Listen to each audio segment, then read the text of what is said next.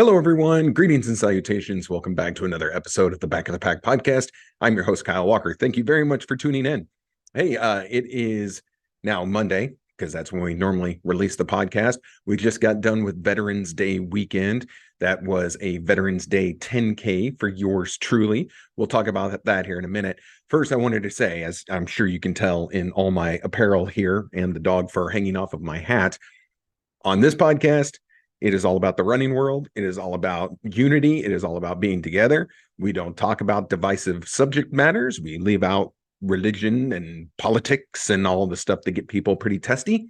However, on this podcast, we are big supporters of the U.S. military. We are big supporters of service members, both foreign and abroad, the people who have served, the people who are serving, the people who will serve. So that is important to me. That is a big thing on my family line.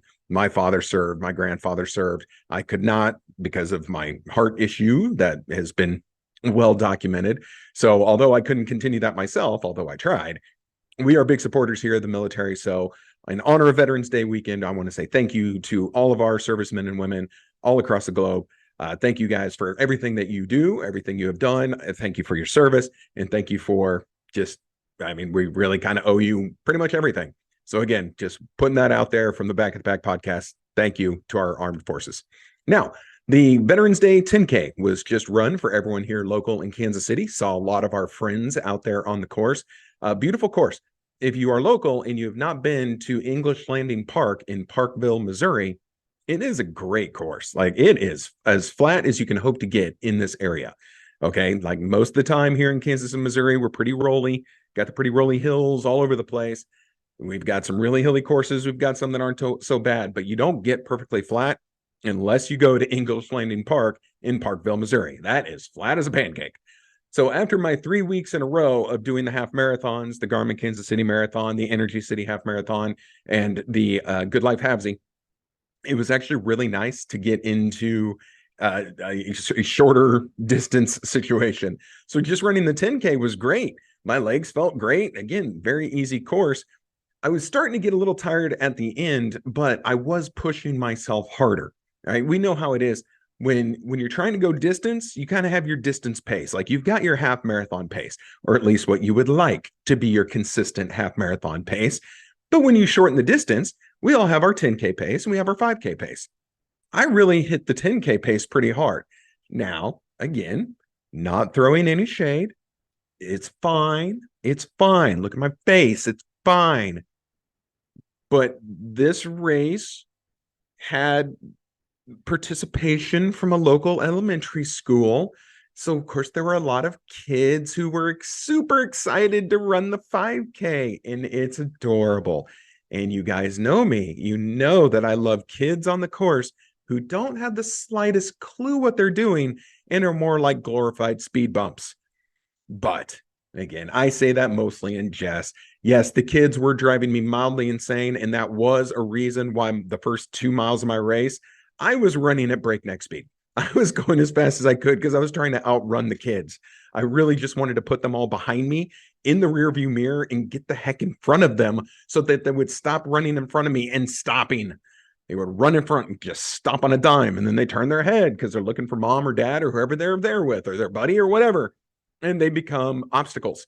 So I really feel like we did almost a warrior dash kind of thing, minus like jumping over fire, because we had obstacles all over at least the first half of that course. Now, once the 5Kers made the left turn to head back to the finish line and the 10Kers continued forward, much different story. Of course, there weren't any kids out there. And again, I hope I'm not coming off as too critical. It's good to get the kids interested in running. I wish I had gotten interested in running as a kid. Like, I wish it was more of a thing. But way back in my time when I was in elementary school, I sure don't remember hearing about any local 5Ks, 10Ks, halves, or fulls, because very few of them even existed back then. So I'm glad that the kids are running, and it's good that the parents take them out. It's just, for all of us people who are actually, there, we'll call ourselves serious runners, for lack of a better term. We're simply not there because our elementary school told us we needed to be there. For all of us, it can get a little annoying when you've got kids just all over the place jumping in front of you. And then, of course, you get your standard people who just don't know race etiquette. I was told at the race that it is time for another episode about race etiquette.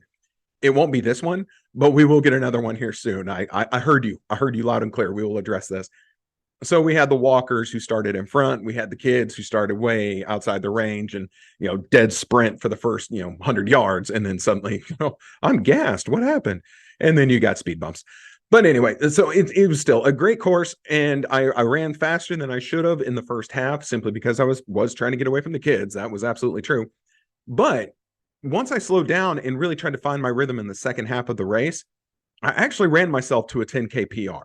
So I was super excited about that. And it wasn't just I squeaked by a PR, by 13 seconds or whatever. No, I beat it by almost a full 6 minutes.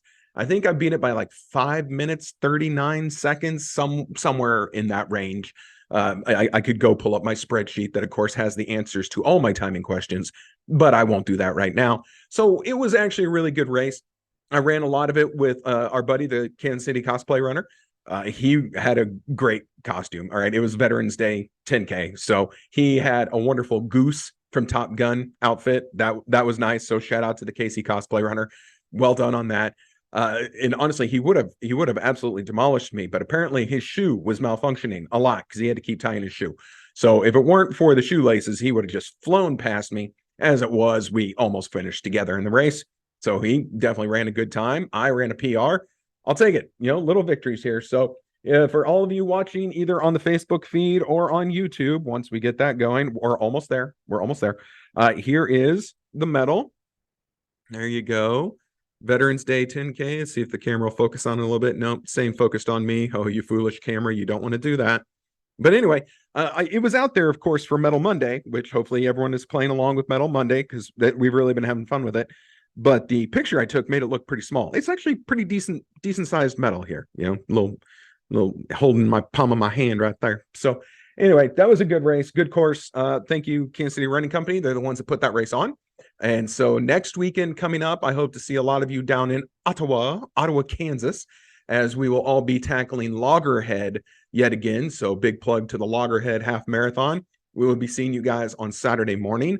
The forecast could not look any more night and day different than what it was this time last year. So if you remember Loggerhead last year, for all of you who were brave enough to show up to it, while it was a dry day, super cold, super windy. I think with the wind chill, the temperatures were in the teens, if memory serves. They were in the teens or 20s. I could have sworn we started in the 20s. Either which way, it was way cold, and that wind was just howling. Especially once you got out of the woods and you were coming back towards the finish line, the wind just wouldn't stop. It was relentless. So Loggerhead last year was brutally cold and windy. This year, I can't speak for the wind, of course, but we're talking temperatures in the 40s going up into the 60s that day. So if you're starting to have marathon in the 40s, I kind of feel like you're doing something right. That's about perfect temperature for getting a half marathon going. Again, it's supposed to be a dry day. Might be a little cloudy. Again, awesome. That helps. Don't have the sun draining you. So if the wind is calm, we might have like perfect conditions for Loggerhead. So that makes me super happy. Hopefully we all get a good race. For a lot of people, it's kind of their last race before the holiday season, unless you're one of the ones who have signed up for a Thanksgiving Day race. Even I haven't done that as of yet. Whoops. But it's all in our march towards December, and then we're already getting to the end of the year. So it's nuts. I don't know what else to tell you. It's just crazy. So, okay, I touched on it real quick there. And before we kind of jump into the meat of the matter, the Medal Monday stuff, that we posted on Instagram. I know it's hard to play along on Instagram because you can't really respond with other pictures. But if you're on the Facebook page, again, Back of the Pack Podcast Facebook page, that's where a lot of people like to share their Medal Monday pictures. And of course, I love it. I'm here for it. Had some folks sharing just today a race down that they did down in Arkansas. Cool medals. The medals were really neat. I love seeing medals from around the country, races that I have not run, and therefore I have not seen their medal. That makes me super excited, and of course makes me want to travel a heck of a lot more. But there's this little thing called money that prevents a lot of that. But anyway, I try. So make sure you play along on Medal Monday. And then on Thursdays, we're doing our race shirt Thursdays, where if you have a cool race shirt, again, it doesn't have to be the most recent. It could be your favorite one. It could be the most meaningful one. It could be the most colorful one. It could be the most recent one. It can be whichever one you want. But, take your cell phone out, practice your selfie game, duck face if you want. Sorry, you can tell I have a 17-year-old. All of her pictures now, she's duck facing. It's terrible. But, practice your selfie pose. And then when we put the post out there, whatever race shirt we go with this week, respond and play along. Again, medals are cool, shirts are cool. We like to share all of that. And then the YouTube thing is almost resolved. I have like 10 more episodes to upload, and then we're going to be completely up to date on the new YouTube channel.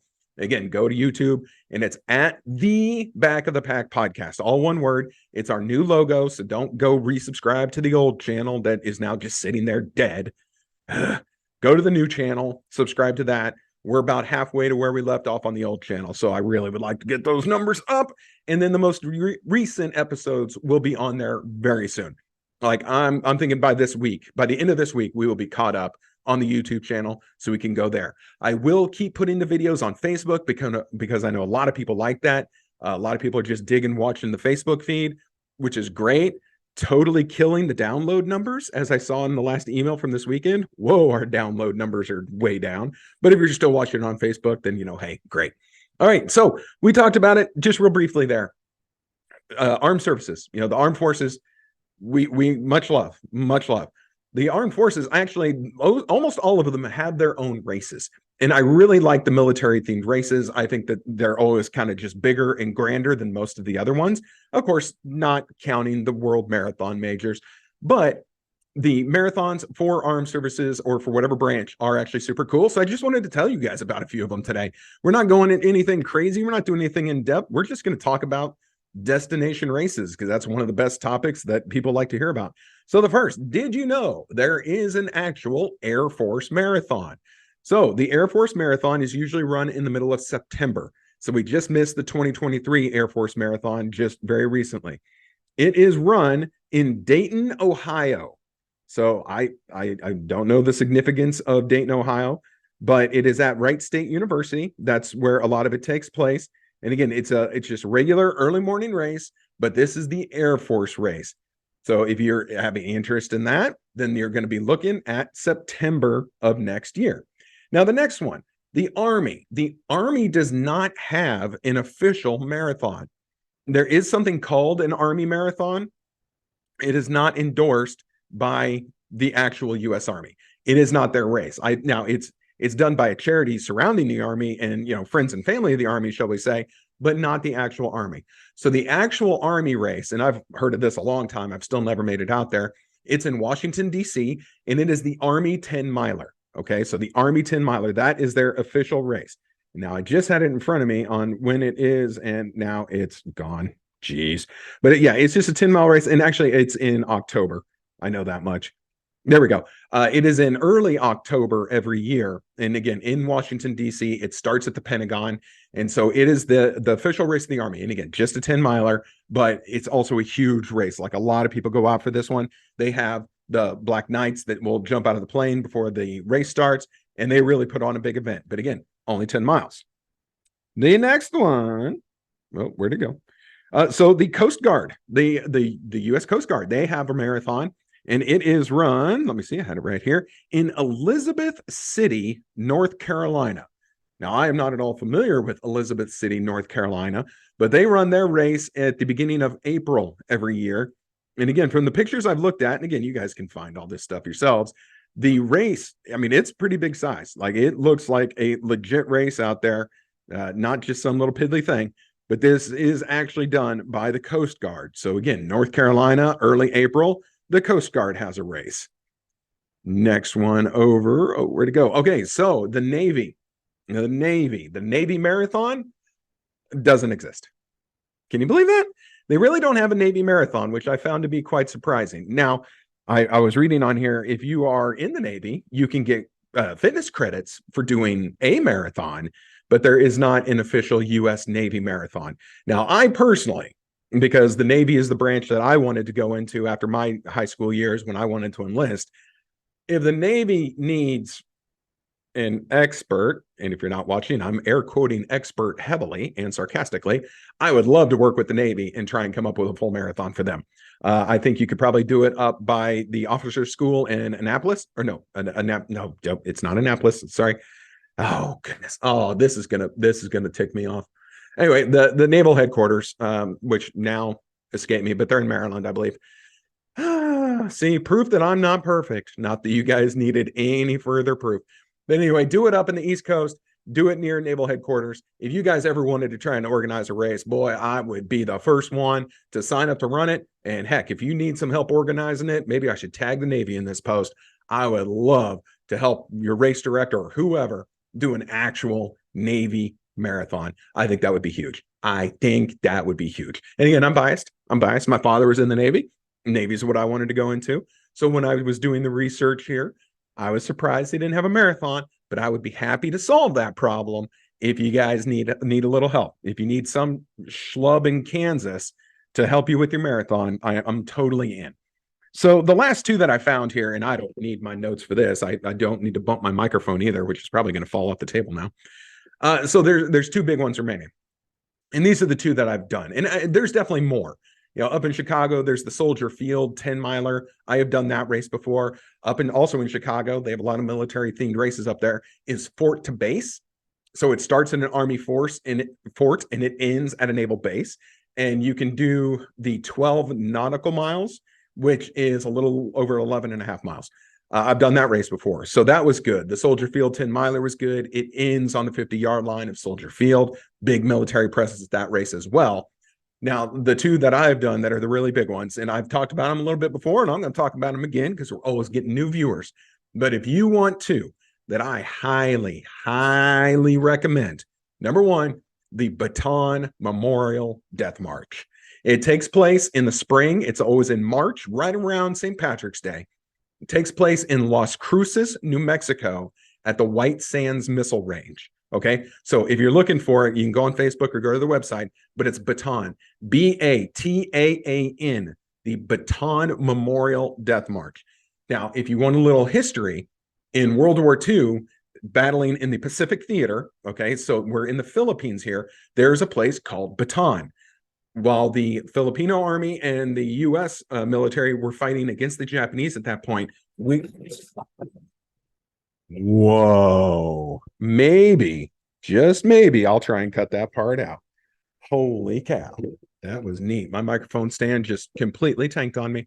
Anyway, so you know what? I might cut that out. So if you're wondering why I'm now suddenly holding my microphone, it's because my microphone stand just attacked me. But anyway, okay, so we're in the Pacific Theater of World War II at the Battle of Bataan. The U.S. military and the Filipino Army, they lost that battle. They were captured by Japanese soldiers who were marching them to the military prison. It was about 60 to 65 mile walk, and anyone who fell behind was executed. And it was named the Bataan Death March. So now we have the Bataan Memorial Death March. Again, takes place in Las Cruces, New Mexico. It is a full marathon. They have what they call an honorary walk, which is a half marathon. But if you go there, trust me, you want the full. But it's a full marathon, 26.2 miles, not the 60-something that they did back in World War II. And I'll tell you this, man, this part actually gets me a little emotional because I'm sure it's not a thing anymore. When we went and did it, and I went down with a group of people, and we did it in 2018.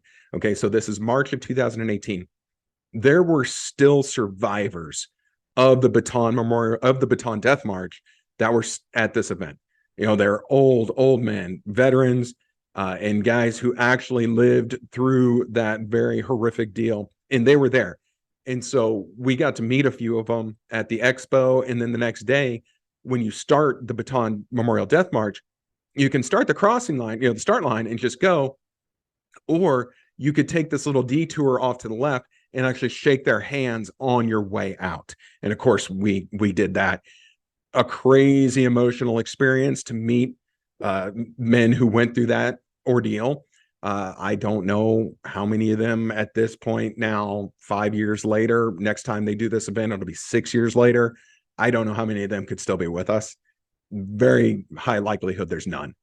And so we got to do that in 2018, and it was a huge, huge honor and just made for a much more emotional event that you actually met survivors. And so I still have, and you guys can see it, it's behind me here. If you look up on the screen as I kick my table, I'm going to try and point to it right behind my little Patrick Mahomes figure. That is my certificate. It's a participation certificate. Say that 3 times fast for the event. But I paid. I got it framed. There was no way I wasn't going to complete the event. At that point, when we did it, they didn't do finisher medals. But I've got my plaque back there, And on the back of it, we have two of the survivors autographed. So that's pretty damn sweet. On the back of that, which I'm not going to reach up and get because I've already got stuff falling all over the place here, I've got the signature of two of the survivors. So that was great. And again, I don't know how many of them are left, but I would still highly, highly, highly recommend the Bataan Memorial Death March for anyone who hasn't done it yet. But just know, I have done now 9 full marathons, more to come. I have done 55 half marathons. I've done countless 10Ks and 5Ks. I have been accepted back in my younger days to a pro wrestling school after a 6-hour tryout. And let me tell you, there was nothing fake about that one. And the Bataan Memorial Death March is still the most difficult physical achievement I have ever done. And I guess I could say I ever achieved, because you damn right, I finished every step of that race. It took me over 11 hours. Now, I didn't set out to run this. I had on pants and boots and a backpack, and I was hiking this thing, a ruck if you prefer. And while I was doing it with a group of people and I would do it differently this time, even if I did it differently this time and in better shape now than I was then, that would still at least take me 10 hours. It would still take me 10 hours to do that full death march. That is how difficult that event is. Worth it? 100%. Easy? Absolutely not. So if you're ever going to bite that one off, and I hope that you do, I really hope that you do, just know that this is going to be one of the most difficult things you have ever done in your life, and just be ready for it. Be ready for it. But as they say in the military a lot, embrace the suck. Embrace it. Embrace the pain, but take in every moment, because it is so worth it. So worth it. So again, I'm just kind of going through the course now mentally in my head. And I'll just share a little bit with you. I'm not taking anything away. You're still listening to the show, maybe, or you've turned it off by now. Who knows? But it stinks. You're going through a lot of dirt and a lot of sand. You're kind of strolling through the desert for like the first 8 miles. When you get to mile 8, you're going uphill. All right. This goes up a mountain, y'all. You get to mile 8 and you're like, okay, man, that was a heck of a hill. You turn right. And when you turn right, you then look straight up. I mean, straight up. Y'all see this? You see that? Straight up. And you have to go from mile 8 to mile 14, just straight up this mountain. There is no flat. There is no downhill. There is nothing but up. Just this long slant up. And by the time you get to the top, man, your hips are talking to you, and they are not saying anything nice. They are angry. But at mile 14, they actually send a lot of service people up to the top of this mountain at mile 14. They're cooking out. They're making hot dogs. They're making hamburgers. They're going to feed you. You have to pay. Take some cash with you.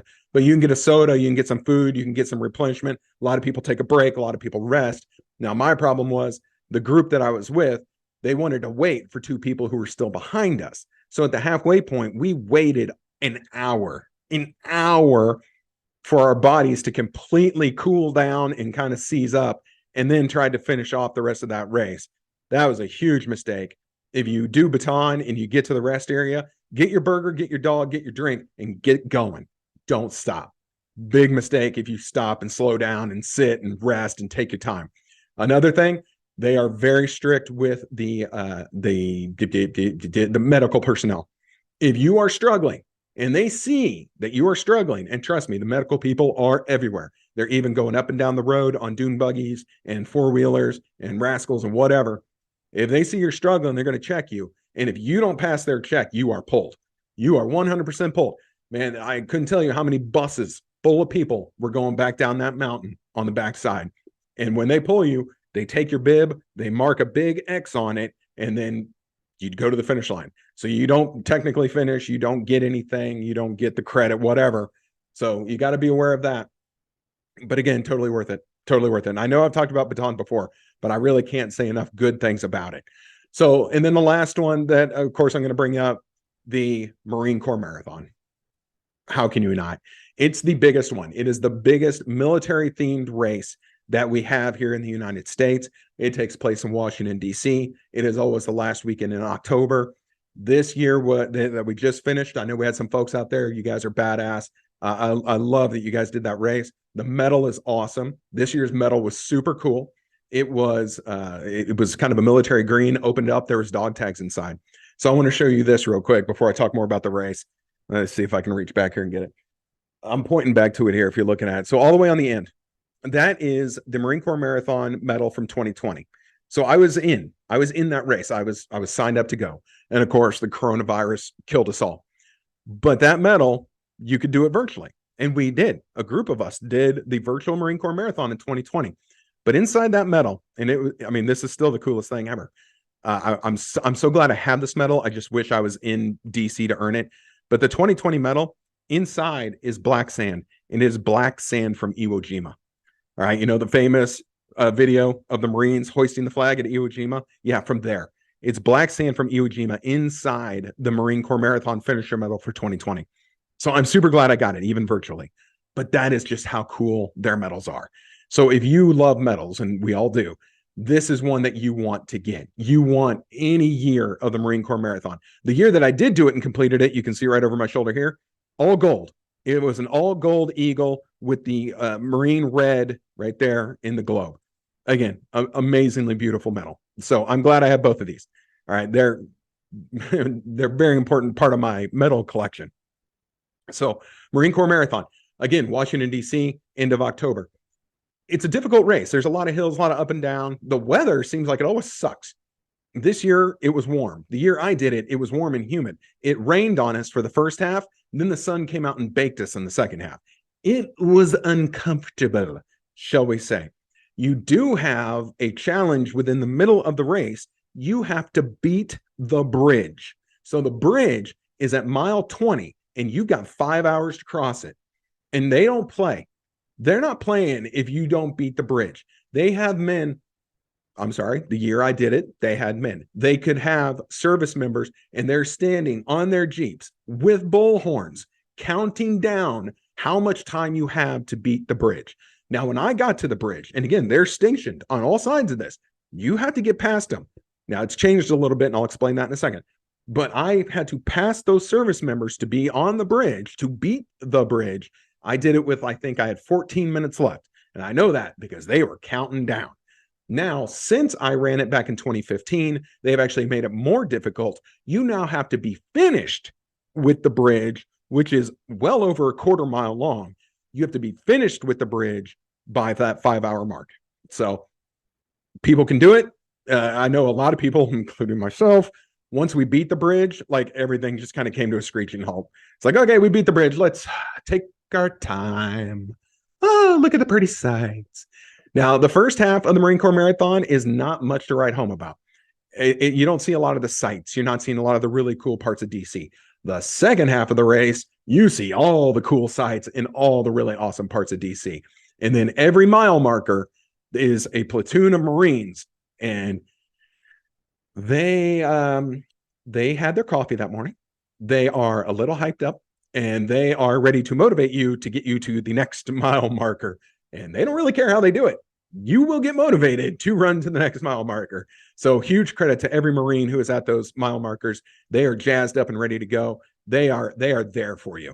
There are people I saw who were getting down and doing push-ups at every mile marker. One push-up at mile marker 1, 2 at number 2. Those Marines, they will get right down there and they'll do it with you. And it doesn't matter how many people are coming through of a 50,000 person marathon. If you want to do push-ups at a mile marker, they're in. They are there for you.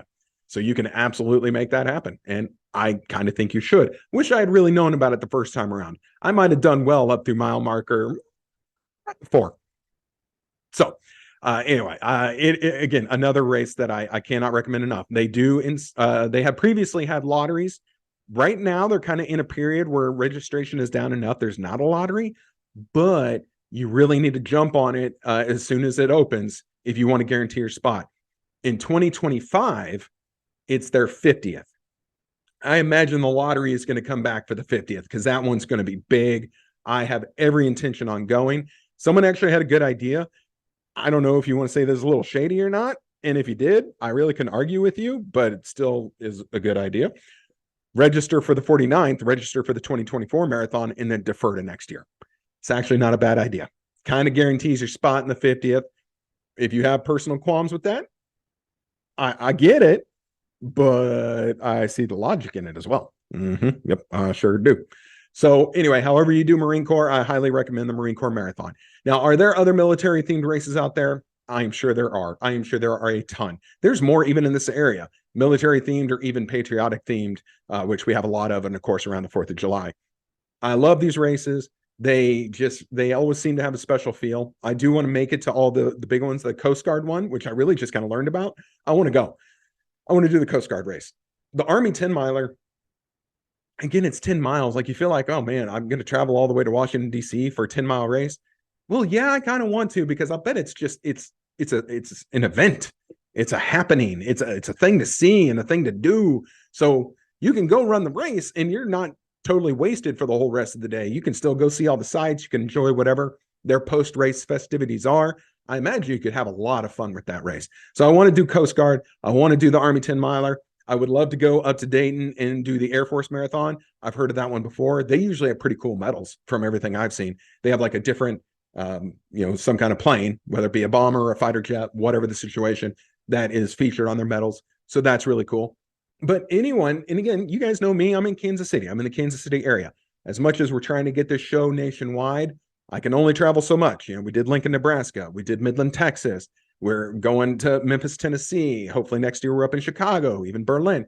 But if you are in an area and you have a super cool military themed race that I don't know about, I want to know about it. Let me know. I would love to hopefully get down or up or side to side and run the race.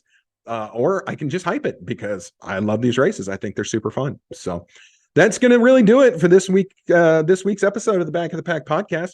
Again, we've got the Loggerhead Half Marathon coming up, and then Thanksgiving, if you guys can believe that, start thawing your turkeys like here in a few days. And then we're going to be staring right down the barrel of the Memphis Marathon weekend for St. Jude in Memphis, Tennessee. Again, sign up for the full on that one. Ask me if I'm ready. Nope, not even a little bit. So we're going to see what happens there. Could be interesting. But anyway, so hey, please like, comment, share, subscribe, do all the things. If you like what we're doing here, help us grow. It's the only way we grow, because I'm not paying them money to do it themselves for me. Like paying Facebook or whoever. I don't know. I don't even know how all that works, but I'm not doing it. So I'm counting on all of you. Isn't it great? It's so great. So anyway, sorry this episode's late coming out. It's already getting to be late here this evening, but I had stuff to take care of today, so I had to record it later. Sorry. Anyway, have a great week of training. We got beautiful weather here in this area. We'll see you at Loggerhead, and we will continue on from there. Please, if you have any topics you want covered on the show, send it to me. I actually got a suggestion today. I'm super excited about it. Already working on it. So the one that came in for Metal Monday, I got you. I am on it, and I think it's a great topic. So we're going to have that one here soon. Everyone, we'll see you next week.